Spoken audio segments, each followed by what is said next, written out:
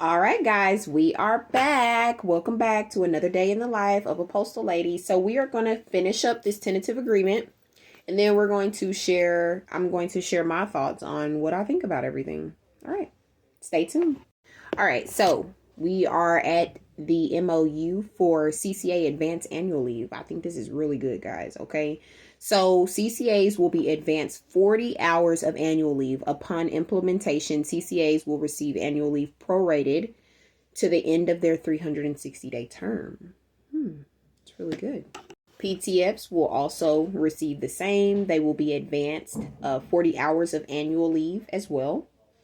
There has been a ratification in here for the bereavement leave, and now they are adding the grandchildren to the existing list of defined family members.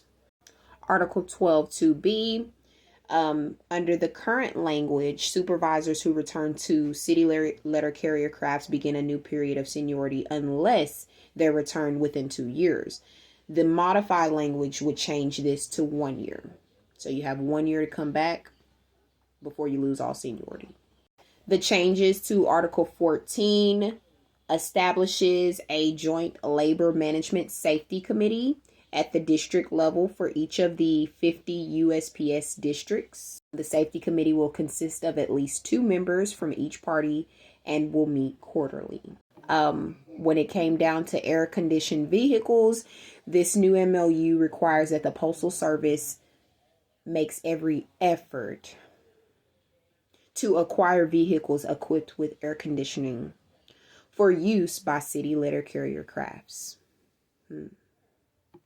They are doing a couple of new things with the dispute resolution team. Now they are going to create a procedure task force which creates a new MOU outlining the guidelines and the defined responsibilities for the Step B teams and the joint parties who oversee them. I did like this one, which is the electronic grievance system. The parties will explore the potential functionality of the electronic grievance system, including but not limited to electronic grievances, forms from all steps, push notifications when grievances are appealed to the next step, timestamps to record dates and times of actions taken, responding to information requests, and managing and storing documents. I really think that could actually be very good, because the paperwork can kind of get messy. And if we have a system that just kind of keeps it all, then we can eliminate a lot of that paperwork. I also noticed that they put an MOU in here for Article 23 for the rights under union officials to enter the postal installation. Now the MOU requires the Postal Service to provide officers and the NALC representatives who are in a full-time leave without pay status or retired a USPS identification badge to enter postal facilities within their respective locals. And so, yeah, that was the tentative agreement. And there's more in there, and you guys are more than welcome to go onto the NALC.org website and look at this tentative agreement. All right, guys, so now I'm going to get into what I think about this agreement. So honestly, I'm going to start off by saying that all of the things that we have been looking forward to, such as like getting back pay, not just back pay, but being able to buy back that time, those were some of the like major things that really put us all on game and was like, yes, this is going to be good. And that was not in there. My main concern when I first got on board was, when are CCAs going to get out of this little hole that they're in? You know, when are they going to be taken serious? Because they're not. So seeing that the contract basically stated that we're keeping CCAs on, it was just like a slap in the face, you know. I've seen a lot of provisions in there that would help our national level. I really do. I see a lot of things that will definitely help us nationally, but I don't see anything in there that's really beneficial to the carriers as a whole at this moment. I mean, there are some really good things, and let me tell you, the CCA clauses are amazing. Okay, you got some good things about that, but I will say that the pay rate that you're trying to give them, That's one of the reasons why our CCAs are leaving now. I mean, the work is, you're doing too much work and you're not getting paid for it. You work for free here. We deliver the mail, the packages. We have a whole lot of stuff, the regulations, things that we have to go by as letter carriers. I mean, we have a whole handbook that we have to do every day. I mean, we don't have a small job, and just to get paid $21 an hour. Come on. Like, let's be realistic. You're going to fill your gas tank up with at least twice that in a day, maybe in a week, if you ain't going nowhere. You know what I'm saying? So that's not enough money. Inflation is way too high for us to be accepting $21 an hour.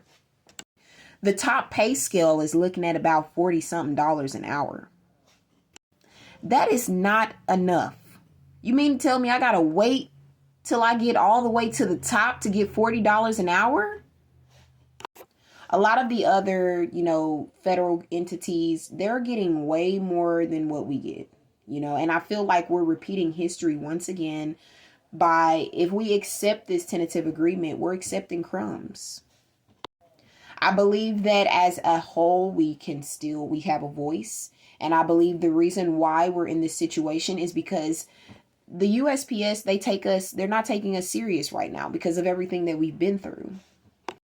But I think that when you look at it, they're saying that they don't have the funds to pay us, but you had the funds to give all of those new frontline supervisors raises. You had the funds to make sure that they were taken care of when your letter carriers are the ones out there breaking their backs, hurting themselves, and getting out there putting in this work, but they can't get nothing but $1 or $2 raise. I believe that the United States Postal Service is trying to make a fool out of us. We signed this contract and we signed this agreement. We're stuck in it for 3 whole years. You get $2,000 up front, and then what? What happens to the rest of the time that we're in this thing? If we take what we get now, think about what's going to happen in the future. The inflation is just going to go higher. The cost of living is just going to get higher. Gas continues to still go up every single day, regardless of whether the USPS wants to pay us more or not. And then they wonder why they don't have any employees. This is why you don't have any employees, because we're doing the hard work and you don't want to pay the people that's doing the hard work.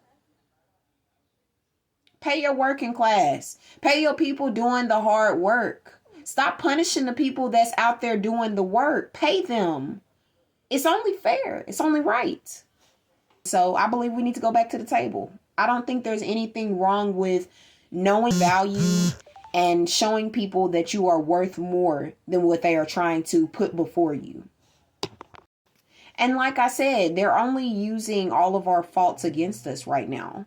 You know what I'm saying? Our union doesn't look strong at this moment because we've been so divided with all of the division and stuff going on.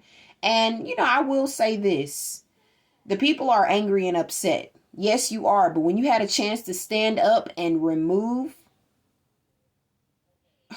you all sat back and watched it. And you can't tell me that if we didn't stand up for what was right and actually do what we needed to do, not based off of the emotions of others. At the convention, Chris Jackson got up and stood for what he felt was right. And a lot of people might have judged him and might have looked down on him for that. But he actually did what a lot of you won't do. He stood up for what was right, guys. And that's what I'm saying to you. Do you want to lay down and let the United States Postal Service just walk all over you? Because that's what this tentative agreement is stating. You're going to let them walk right over you.